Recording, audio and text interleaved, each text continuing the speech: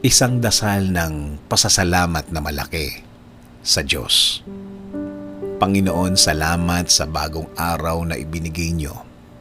Alam po namin na may bago kang ipapakita sa amin na mga blessings mo, Panginoon.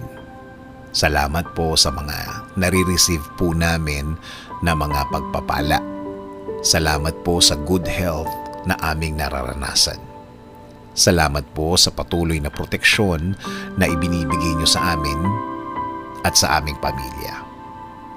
Salamat din po sa paggaling ng aming ibang miyembro ng aming pamilya. Kasabay din po ng proteksyon na hindi na sila magkakasakit ulit, Panginoon. Salamat din po sa mga bagay na ibibigay niyo po sa amin. Alam po namin na ang timing niyo po ay perfect timing, Panginoon. Alam namin in time, makukuha namin ang aming hinihingi at idinadasal po namin sa inyo. At alam po namin na hindi na ito magtatagal. Naniniwala rin kami na ang lahat ng pagsubok na nararanasan namin ay bahagi ng pagtuturo sa amin, na may mga leksyon kaming matututunan along the way. At kami ay mas magiging mabuting mga tao, mas mabuting mga magulang, mas mabuting anak, at mas mabuting Pilipino. Kaya salamat po sa paggawa mo sa aming maging malakas at maging matatag sa harap ng mga hirap sa buhay.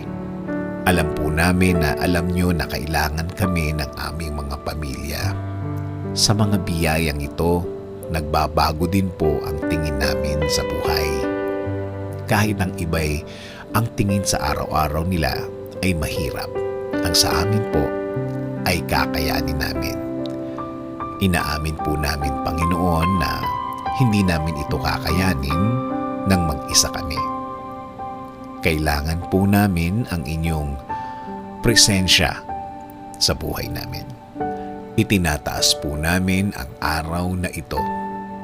Kami po ay patuloy na magtitiwala at maniniwala na kami ay nasa ilalim ng inyong pagmamahal at pag-iingat, kaya kaya po namin ang harapin ang araw na ito. Salamat po ulit, Panginoon, sa pangalan ni Jesus. Amen. Sabi nga sa Psalm 7:17, I will give thanks to the Lord because of His righteousness.